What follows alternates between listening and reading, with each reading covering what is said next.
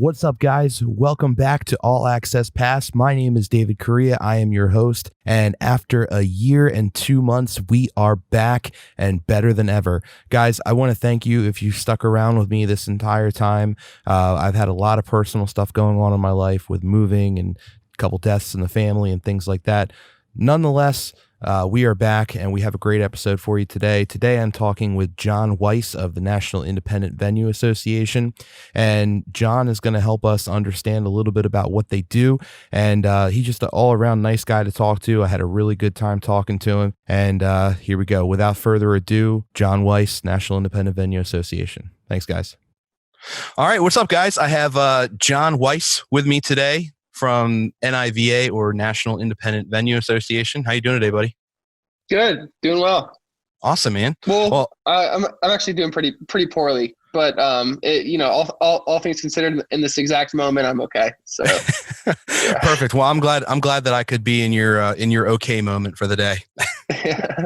So what's going on, man? What's getting you down right now? Well, definitely police brutality is at the forefront. Been going to protests and it's definitely way overdue. And Black Lives Matter and it shouldn't have to be said, but it needs to be said and over until there's real change. But yeah, and then also all the independent venues that I book for, full time as my job, which I enjoy. All the venues are closed. They're right. all, they're closed and there's no real way or path right now to see when they'll be open again. Yeah, tough times, man. Completely unprecedented times. I mean, you think about the COVID pandemic that's going on, and then the Black Lives Matter movement, and everything that's surrounding that, and then of course when you're a musician or promoter, you've got this venue thing. I mean, it's rough. It's rough times. Yeah. So yeah. Well, like I said, man, I'm glad I could be part of the better part of your day, at least. Yeah, in this moment for sure. No, and thank you for having me. It's good to talk a little bit on behalf of NIVA, and thanks for having us and for having me. Absolutely, man. I like I told you a little bit before we started rolling here, I've been looking forward to this interview all week. I put out a little update podcast that kind of hinting to it a little bit and building a little bit of anticipation. And I spoke with a few friends of mine that are in bands that actually support the coalition. And everybody's excited to hear this, and I'm excited to talk to you and kind of get your side of the story on it, because obviously I'm on the other side of the venues. Being in a band, we see a little bit of it, but we don't get to see exactly how much it hurts. And, as much as it hurts us, I mean, we don't have the overhead. We don't have the rent in some cases, the electricity, everything like that we have to pay for. And, and then following this whole thing, where is it going to go? Are bands going to be able to go back to their regular guarantees, or is it going to be a, hey man, we just opened back up, you got to take half, you know what I mean? Like how exactly is that going to work type stuff, Yeah, no, I mean, a lot of it is as much a mystery as to me as it is to you. I mean, first off, I mean, venues run on very small margins, at least the capacities that I deal with, which are 500 capacity and less. They don't have this big stockpile of, hey, here's the money that's going to keep us going until we can reopen. I mean, right. The fact of the matter is that the venues across the country and across the world aren't going to be able to survive if we have to wait 6 months without being open. I mean, some are getting creative and are finding ways to generate revenue through selling food and drinks and merch delivery. But even then, it's a penny. It's nothing. In the grand scheme of what we need to be able to survive in terms of rent, in terms of insurance, in terms of utilities, all these things that still need to be paid. And in terms of how that affects the artists as well. I mean, if artists don't have venues to play and they can't grow at the same rate, and they don't have. It's a mutually it's a mutual relationship. I mean, the venues need artists, and the artists need venues, and not only am I a talent buyer, but I'm also a musician, and I I manage an artist or two, and it's awful. It's there's nothing that's ever been like this, at least in my lifetime. No, not at all. And I think it's not. But the other thing about it too is it's not just venues and artists. It's also agents and publicists and publications, and agents are hurting right now too. I don't know if you've been following the I mean, I haven't seen it recently, but at least in the last 3 months, I'll see an article in Polestar and Billboard that says that William Morris laid off X amount of people, or I'll email an agent to try to book something in 2021, and I'll get an automated response that basically says, hey, this person is no longer with this company. You can reach us at Gmail. So some staff in terms of agents are furloughed, some are completely laid off, and no one really has a clear idea of when things will remain some sort of normalcy, and even then, if that will ever happen, and what things will look like in the future. So in terms of artists getting guarantees, yeah, I think they will. Will they get as large and as risky guarantees? No, I don't think so. I think at least not this or next year. That could change, if things come back to how they were, but there's no telling, and it's so risky at this point that everyone's just in survival mode. It's not really about how can we get the best offer and guarantee from the show. It's how are we going to be able to pay rent so we can open our doors again. And I think that, yeah, that does apply to a lot of artists as well, who have that weekly gig at even like a restaurant, venue where they get paid maybe $250 to play for 3 hours or something like that, where they depend on it every weekend, and that still helps supplement to pay towards their rent or their utilities or their children. So it's really rough, and what's going to happen in the future is totally unforeseen. No one really has any clear idea of what's that what that is going to look like and when it's going to occur. Yeah, it's definitely scary. That's for sure. Yeah. Even on a much smaller scale, like you were saying, the bands that play recurring shows once a week, or even once a month at a venue, and they get paid X amount of dollars to be there. It's rough with them not getting that income as well. But the good thing is I do know that I've spoke with a few bands that they have actually said that when I don't know if I should be sharing this with a promoter, but they've actually said that when they come back, it's a matter of just getting back out there in front of the crowd and making the connection with the fans again. And it's going to be less about the money and more about that, and more about getting everything back up and running again, almost like starting from scratch, not necessarily getting rid of the entire guarantee, but saying like, okay, we'll do this tour, but instead of going for X amount of dollars a night on a guarantee, and instead of having this long list of a rider, we're going to have a shorter rider, we're going to have a smaller guarantee, just so we can get back out. A little bit of money is better than no money, and if it is mutually beneficial to everybody, then let's make it happen. I know there's also, at least in with NIVA, that they've scheduled a few calls with agents where we could hear their perspective, and who are more directly close in contact with managers who represent these artists, who ultimately get to make the decision on what venue you play. And a lot of them are saying we're okay with door deals right now. We'll forego a guarantee altogether. Artists of a huge size are okay with door deals at this point, and it's still up in the air whether or not these shows are actually going to play out. Because everything that we've had that was rescheduled from March to the fall is now being pushed to 2021, and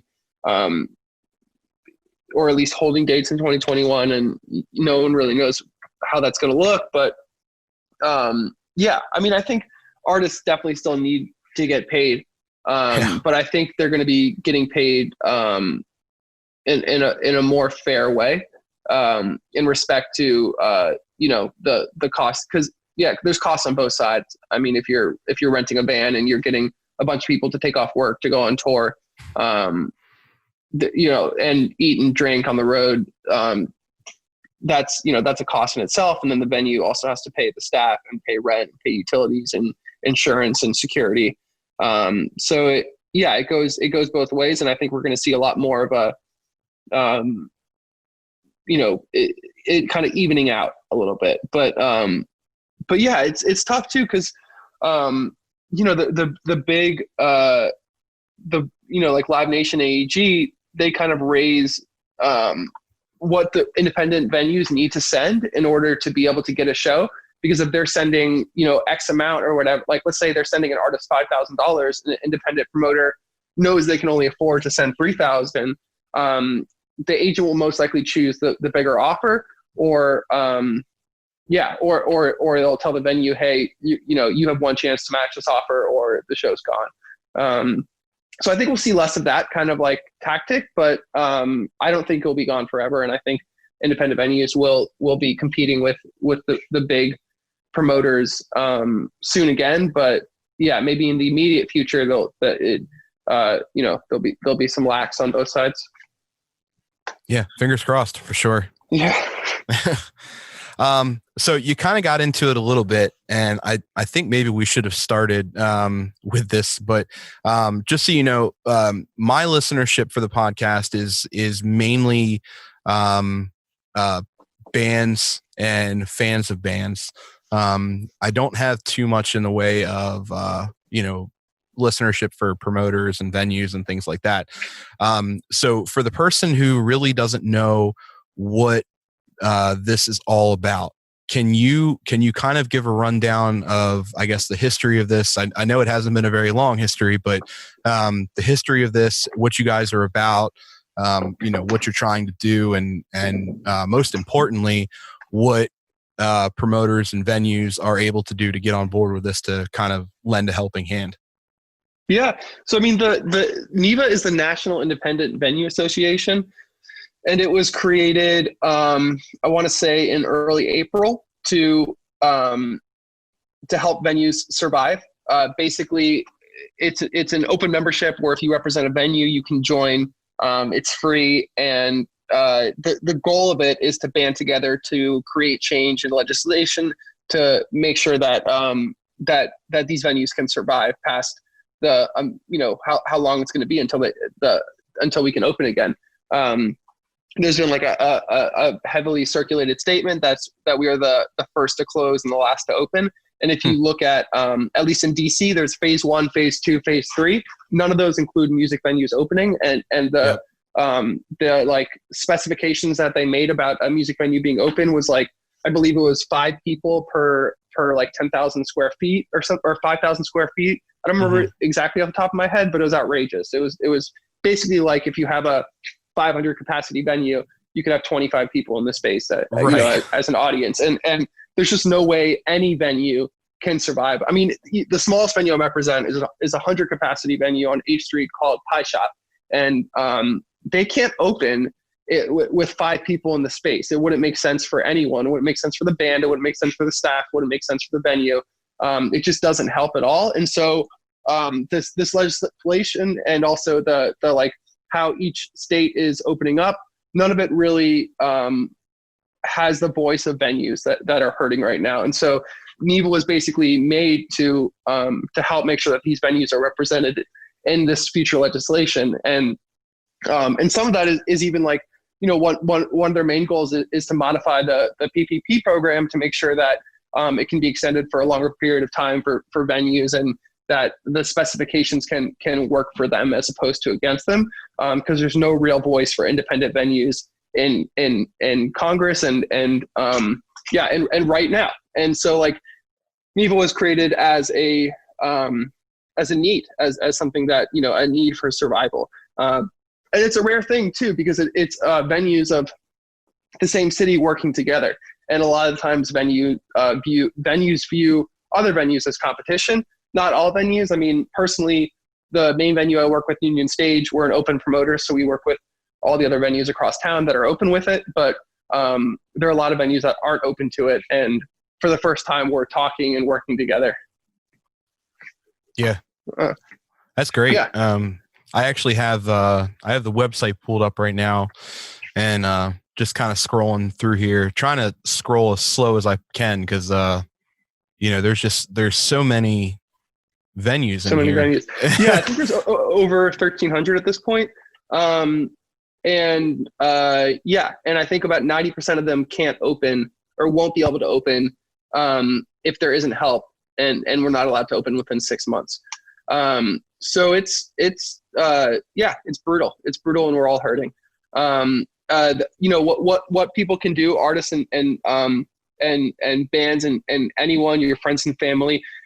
There's at the NIVA association.org. It's NIVA SSOC.org. There's like a little spot that says take action, and you can click that, and it automatically fills out a form for you that hits your legislator based on your zip code, and basically tells them, we need support. Please help, ensure the survival of independent venues. It takes about 30 seconds or less, and it's fantastic. And so like, that's something you can do. You can share that around. You can also donate. You can donate money if you want to. I think that there's definitely a lot of Black Lives Matter organizations that could use donations right now too. So I would prioritize that, but I do think that, this is something that you can do, and something you can do on the website, that even if you don't have money to donate, you can, fill out the form and share it around. And that takes about 30 seconds or less. Yep, absolutely. I actually filled out the form a few days ago.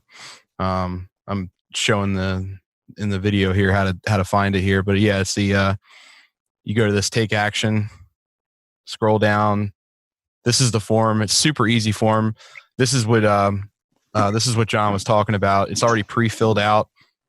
It's extremely easy to do. You hit submit and you're done.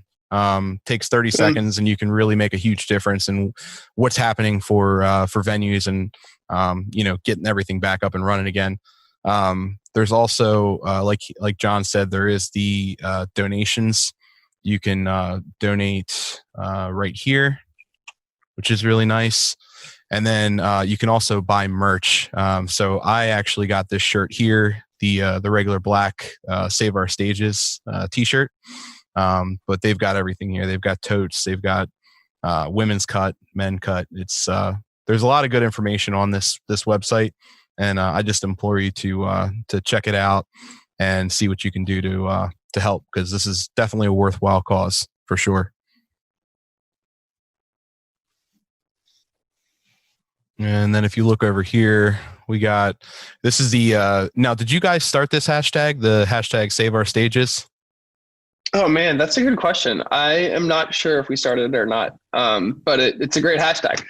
Yeah, absolutely. And, for those of you that are watching it, you can see that there's tons of people that are supporting this hashtag. There's venues that are posting up. Of course, NIVA is posting up. You've got bands that are supporting this. There's so much love on this hashtag, and it really needs to be spread around. But more importantly, from being spread around, it needs to be, we need to try and help. We got to get this under control. It's just, It's out of hand for everybody. Yeah, I mean, and so on top of NIVA itself, I mean, one thing that you can also do is order food and drinks from your favorite venue if they're, or order merch. I mean, I know, so Union Stage is doing something where if you buy $75 worth of tickets or more, we'll send you a free t-shirt. U Street is doing something where U Street Music Hall, another venue in Washington, DC, they're selling like a custom t-shirt that goes towards their staff fund. I saw 930 Club is selling some stuff. I have a lot of friends in Richmond, and I see those venues are doing, they're selling growlers, they're selling food. And just look at your favorite venue's Instagram or their Facebook. And it should, most venues are shouting it from the rooftops on how you can support them right now. So outside of the organization itself, I definitely encourage you to try to support your favorite venue in other ways. And whether, if you can't buy a t-shirt or buy food from them, maybe share it on your Facebook or something, and just try to get the word out. Yeah, I couldn't say any better myself. That's great advice. I know here in Baltimore, we have a lot of venues that don't usually do carry out, that are now doing carry out. We've got venues. Does Maryland have the alcohol delivery? I know DC does it now. You know what? I'll be honest with you. I have not been paying attention to that part. I don't drink anymore. No, good. Yeah, I put away the shot glasses a while ago, but I do know that. Well, you know what? I don't know if it's delivery so much, but there are venues around here that are doing like curbside alcohol. So, cool. Like I said, I'm not sure if it's delivery per se, but I mean, yeah, they're still trying to do whatever they can to keep the doors open, and that's great, you know. Yeah. So yeah, I mean, I can say from a venue perspective that usually the way that they make the most revenue is through alcohol sales, right? Food and alcohol sales. I mean, ticketing definitely does a lot too. So if you don't drink, or you're not hungry, or your venue doesn't serve food, try to buy a concert ticket and just hold on to it. And most shows at this point, if a postponement date hasn't been announced, it will be announced soon. I think a lot of agents are just kind of scrambling to lock in dates for 2021, and there's a lot of moving pieces to move whole tours back 6 months or so. So I think buying tickets to your favorite venue is a huge way to support as well. Absolutely. And what I've also noticed nationwide is that a lot of the venues are actually starting to put up just flat out donations now. So if you go on to some venue websites, there is a donation button at this point. That's, I mean, they're like you said, whatever you can do to support these venues. And a lot of the, I guess like larger capacity venues, most of them have merch that's, easy enough to buy. I mean, whether it's stickers, and you buy a couple stickers for, a couple bucks a piece, or, one of my favorite venues in the entire world. And I don't have a problem with calling this out on the podcast, but I love the Machine Shop in Flint, Michigan. It is by far the coolest stage, the best setup, best load in, greenery. I mean, everything about it is amazing, but they have an entire section of the venue. And it's kind of like off to the side in the back across from the bar, but it's this huge merch section, and they have really, really awesome shirts. They've got a little bit of everything there. And, it's just something like that is very simple to do, that, you donate 1 week to the band that you like, try and help them stay afloat, help their crew stay afloat. Next week, you donate to a venue, whatever, the following week after that, donate to NIVA. I mean, like, it's not that hard to, to kind of help everybody out in this whole thing, you know what I mean? And then of course, in light of what's going on right now, if you decide to donate in other directions as well, it's all the better, man. I mean, we all got to help each other out right now, for sure. Yeah. Yeah, man. It's brutal times. Yeah. So I kind of gathered a little bit. You and I haven't talked before this, but it sounds like you're more in the DC region. Is that right? Yeah. So my full-time job is I'm a talent buyer for Union Stage, and with that, Miracle Theater, Pie Shop, Pearl Street Warehouse. I'm sure there's one I'm forgetting right now. And Union Stage also owns Jam and Java, which is another club out in the Vienna suburbs. But in terms of that's kind of, definitely DC based. I mean, I go to Baltimore when I can, and Richmond when I can, and New York when I can. But for the most part, I'm primarily based in DC, and I also run a record label out of DC called Babe City Records, which has been around for about 5 years. But small thing, but we put out artists from the DC area and across the nation as well. Yeah. Excellent. Yeah, Union Stage. That's a great venue. I love that place. Yeah, thank you. I feel the same way. I'm happy to represent it. Before Union Stage, I booked at a smaller venue called Songbird, which is out in Adams Morgan. And then the Union Stage team recruited me right before we opened. I think in August 2017. I think that was. Okay. Yeah. So being from DC, what do you think of go-go? I love go-go, man. Yeah. I mean, yeah, go-go is the sound of DC. Oh yeah. There's no doubt about it. And I try to book go-go when I can, at least at Union and Pearl Street. I think some of the acts are too big for like the smaller rooms, the smaller stages. But but no, we host go-go a lot at Union Stage. And I think like the last go-go show we had was the Chuck Brown Band at Pearl Street Warehouse. And then I don't remember, man. But the venues calendars, like when there's more than one venue, they kind of like blur together. And right now everything before March is like a haze, Right. The before time. I like that, the before time. Yeah, the before time. Yeah, it's funny. Going across the country. Previous to this, I was a touring musician, also touring crew in various roles. And, it's always funny when you talk about DC and the first thing that comes up is always go-go. And it's such a subgenre, but for some reason it's like DC is just so well known for it. It's almost like New York and, being known for the punk scene and, Boston being known for the hardcore scene. I mean, it's just DC's got go-go apparently. Yeah, I mean, I think a lot. Well, yeah, I mean, definitely. Go-go started here in DC, but I think, DC also has a healthy history with jazz. There's a big jazz scene that came out of DC, and Showboat Lounge and Twins and Bohemian Caverns and Blues Alley, which has been around forever. But yeah, no, I mean, DC has a very diverse,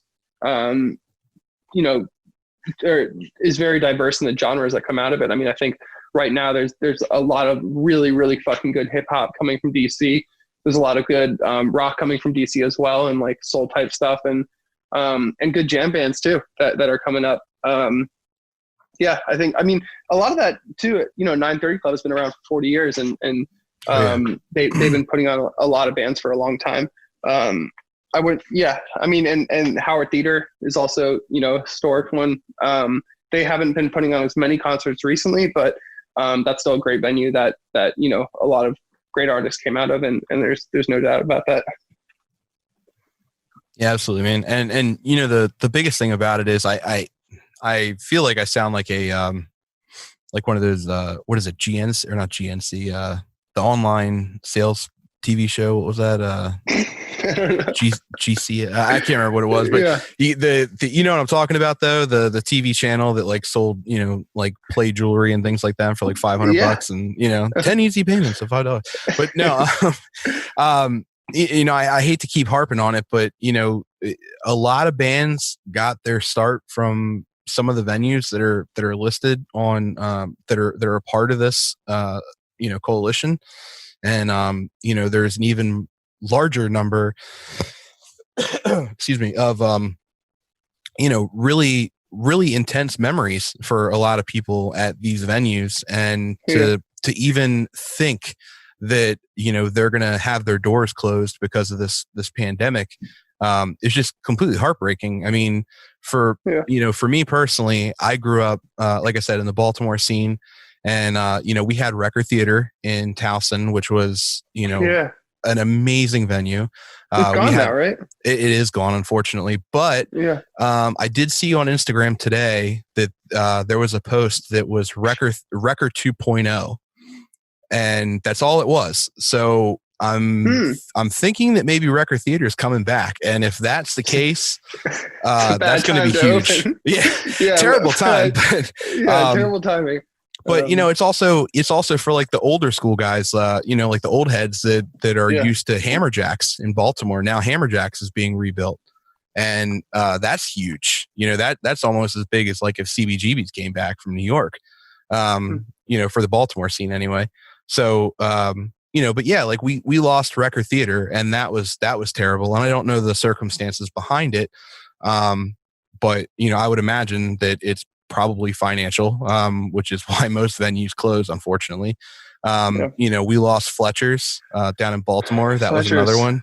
I played my first show there. Yeah. And it was, it was the venue that you wanted to play, but it was the venue that you hated loading in and loading out of because of those metal steps. There was, for anybody that has never been to Fletcher's, you're too young, or or you're just not in a band and you've never seen it. On the side of the building at Fletcher's, there are metal steps that lead up to the venue itself. They're super skinny, and they're not that wide. They're incredibly narrow for what they are. And there's probably, I don't know, without exaggeration, John, help me out here, maybe 30 steps. Dude, I this was the one time I played Fletcher's, I was 16, so it was about 13 years ago. Okay. Yeah, so my memory of it is a little vague, but I do remember that we played, it was empty. We made $20. And I do remember being upstairs. I don't remember the stairs exactly, but I do remember it being because this is also, we were 16. We all had older siblings, amps and shit, that were huge amps, totally way too big for a club of that size. Right. So I do remember it being a pain, but it was so long ago, man, that you definitely remember it better than I can. Oh yeah. Over the years, I've played in many bands, at that venue. Yeah. Yeah. Yeah. Sick. And, so I know that venue like the back of my hands, and unfortunately, like I said, we lost it.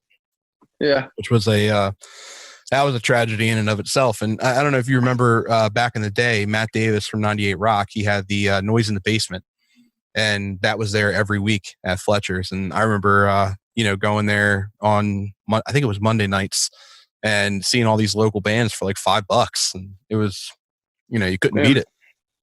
I mean, that also says something too, that how long ago did Fletcher's close? Oh God. 10 years, 8 years ago or something? It must have been. Yeah. It was either early to mid 2000s. So this venue closed that long ago, years ago, and you still have these fond memories of it. Oh yeah. And I mean, it's just that. Imagine that happening with every venue that you know and you love. That's the crisis that we're in right now. Those experiences that you've grown to love and cherish and make relationships off that you'll never forget, or that you still have in touch with to these days. That's all going to be just a memory when these venues aren't able to reopen. And yeah, it's brutal. It's fucking brutal. But it's also, it's very much the reality that we're in right now. Yeah. Yeah. It's, not fun. Yeah. Not Is fun. Brass Monkey still around? You ever play there? I think I played there a long, long time ago. That was a step down from Fletcher's. I'll tell you that. Yeah. I can't remember actually. There's a big pillar in the middle of the venue blocking the stage. Small bar, you could probably fit 60 people in there.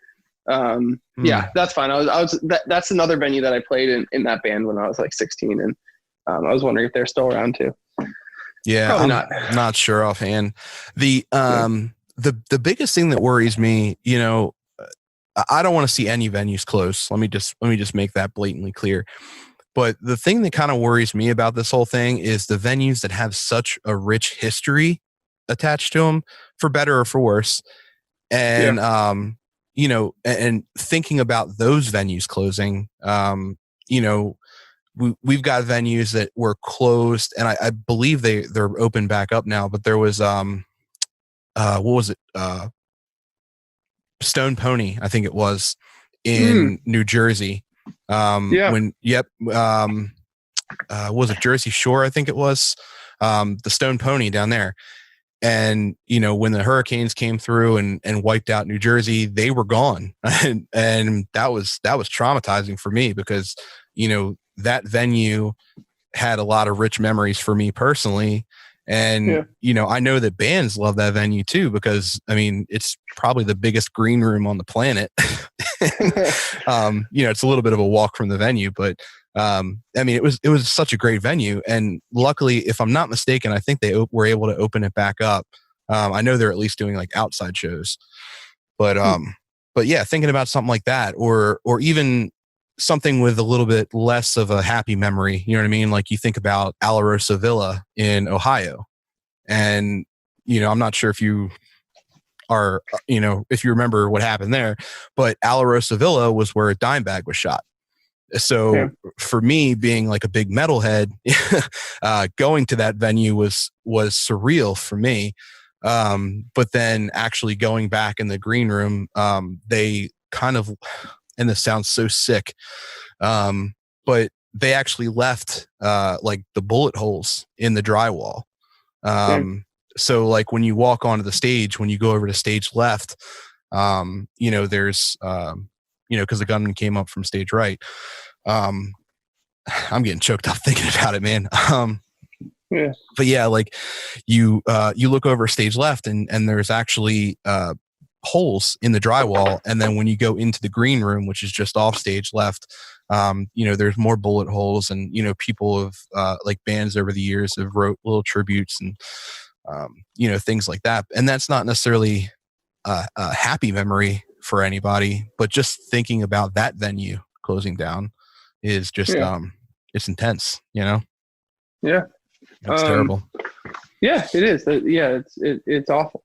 I mean that is an example of something that holds history, and and that there's emotions tied to that you're feeling right now, and you're right, good and bad. It's just we need those venues to survive.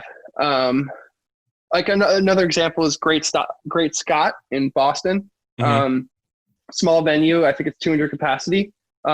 They recently announced that they're closing, that they can't reopen, and that due to COVID it's done, and developers are taking it over. And I think there's like a GoFundMe now to try to get money to be able to buy it back, but who knows if that's going to happen. And it sucks that it has to come to that point where they need a GoFundMe to be able to keep this venue alive. We need government support, and we need it now. Absolutely. So with that being said, is there anything, obviously we know that venues and possibly promoters, I think you're going to get back to me on that one. But venues and possibly promoters are able to actually join this coalition, and do their part in that way. But if I'm a band, or if I'm a fan of a band, what is it exactly that I can do that's going to make, the biggest impact, and what can I do that'll just help? You know what I mean? Like, because everybody needs music. That's just the bottom line. The world would be a terrible place without music. So, there are a lot of people, some of the places that I've been in this country, these venues are the only venue in that city. And if that venue closes, then these kids are going to have to drive 2 hours to another state, or if they can. Exactly. So what is it that people can do, like just regular people, to help out? Well, I mean, definitely the form on the NIVA website. Start with that. It's easy. First and foremost, just do that. Everyone do it. Share it around. Get your fan base to do it. Get your bandmates to do it. Post about it multiple times. Just make sure that people get exactly how easy it is, and that they can at least do something small to promote change. So that's one way to start. I mean, I have seen, like, we've done some things at Union Stage where we get a band to do a live stream, and then that will go towards a GoFundMe for our staff. That won't keep us open, but it at least helps some of the people who work at the venue and, who rely on the venue. So you can offer up that. And yeah, I mean, it's tough. I mean, we need government assistance. There's not much an individual can do. It's more so collectively. But also, raising awareness, and if you can post as a band about why it's important to do this, and how your fan base can support. A lot of venues have been doing that. I'm sorry, a lot of artists have been doing that, which helps greatly. I think right now just getting the word out and and, you know, donate if you can, support if you can. Sure. And I can say, I can attest that word of mouth is the best form of getting any information out. The entire reason that I even heard about this was back when this first started. A friend of mine is the talent buyer for Baltimore Soundstage, and you know, he had posted something about it, and Baltimore Soundstage, obviously in Baltimore. But he, I'm sorry, is that Adam Savage? No, Mike Okay, O'Brien. got it. So he had posted something about it on his social media. I went onto the website, and this was probably maybe 2 months ago now, or a month and a half, something like that. But I went on the website, filled out the form, you know, did the whole 9 yards with that, ordered the t-shirt, but I think that's back ordered until like the middle of this month. Damn. But that's neither here nor there. But yeah. Bottom line is, you know, I was on the website for 5 minutes, and out of those 5 minutes, it took probably 30 seconds at most. Actually, I'm lying. It took a little bit longer because I wanted to read exactly what was in that that write-up, that was the auto write-up. I wanted to read what was in that. But as far as filling the form out, you know, it took, you know, it took less than 30 seconds because I have autofill on my computer. So I just hit D and it filled everything else out. But, you know, the only reason that I found out about that, at least at that time, for that timing, was because he had posted something on Facebook about it, or Instagram, something like that. And then, you know, since then, I've noticed that in our group of people, you know, bands that play Baltimore Soundstage all the time have started to share the hashtag Save Our Stages. You know, other promoters in the area have jumped on board with it.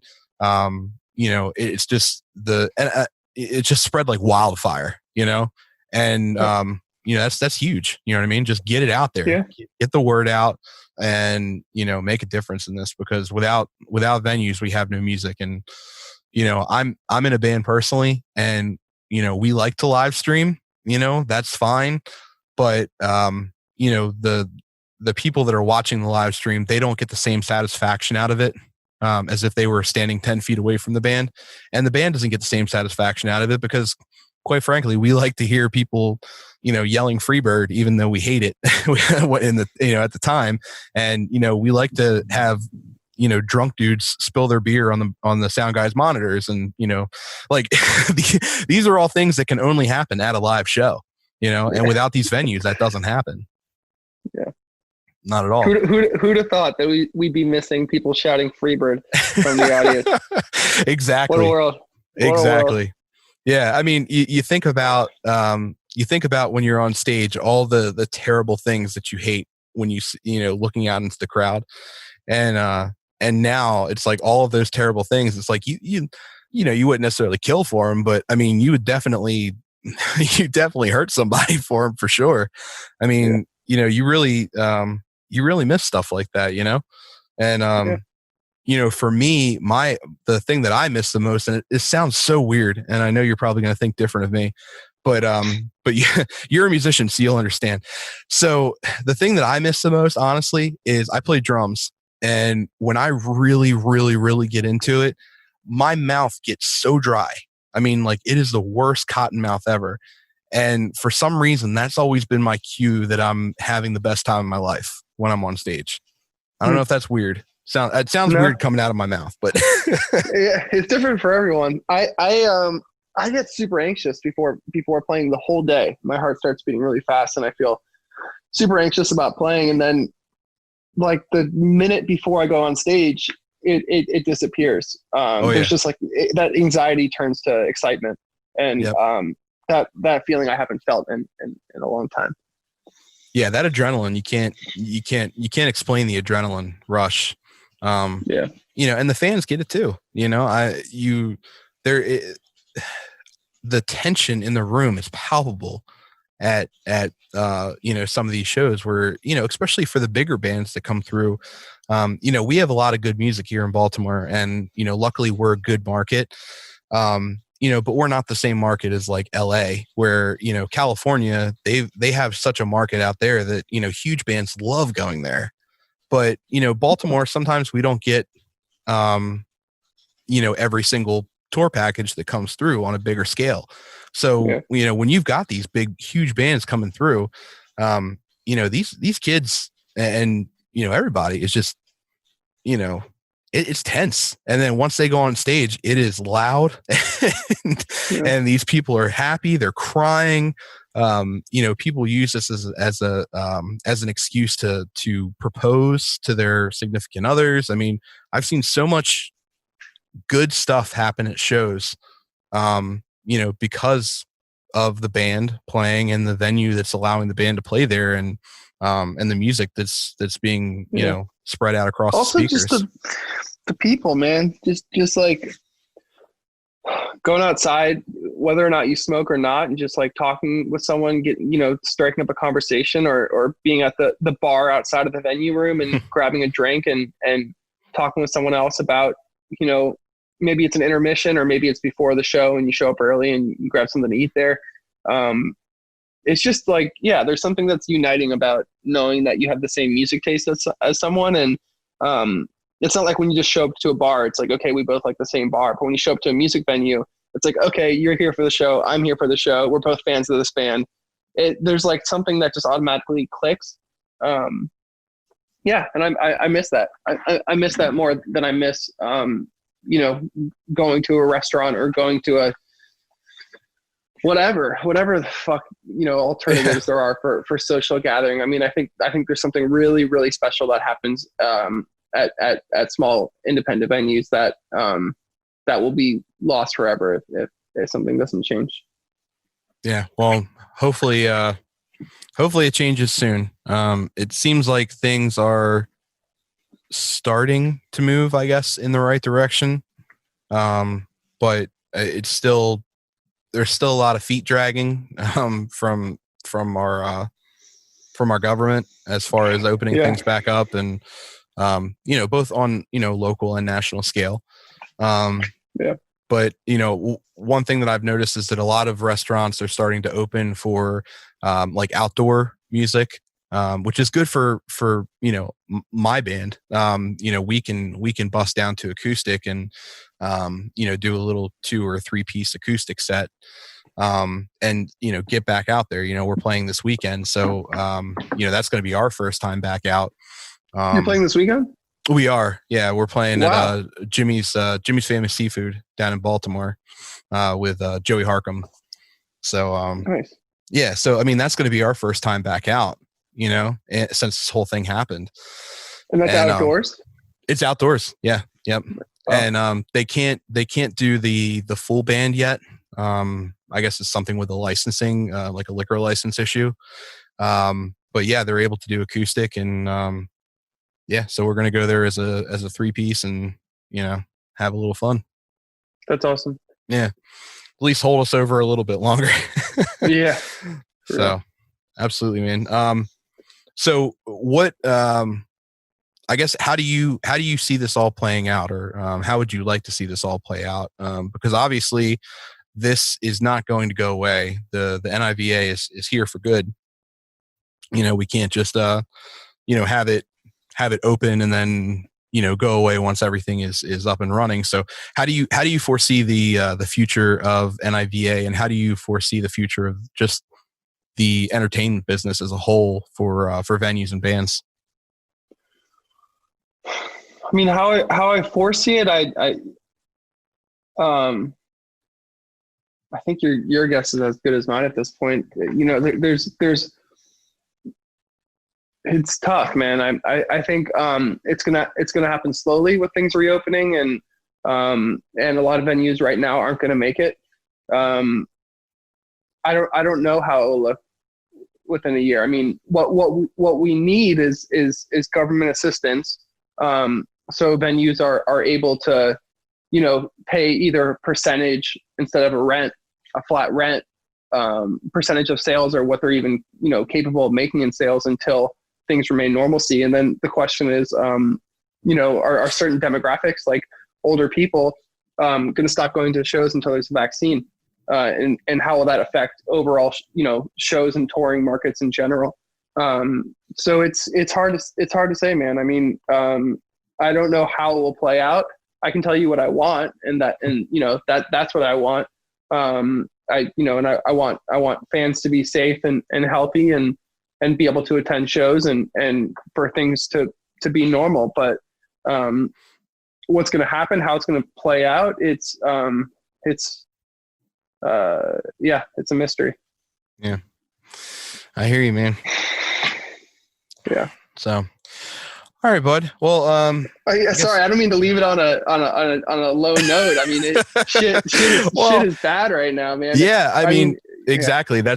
That's why there really isn't anything that can be said to follow up that. I mean, it's a very, very bad time for venues. It's a bad time for bands, and we all as a whole have to figure out how to get this back on track. Yeah, man.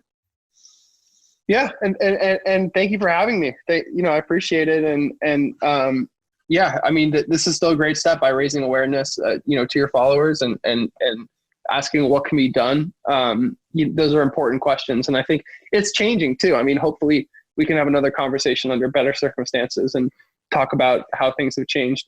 But yeah, right now, we're all kind of shooting in the dark. Absolutely. Well, yeah. Once this whole thing, flattening the curve, I guess they're calling it, or whatever this is going to be considered in the end.